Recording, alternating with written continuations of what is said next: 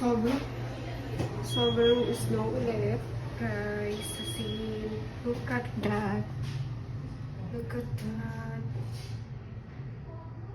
Di ba March na? So siya, bigla ulit nag-snow.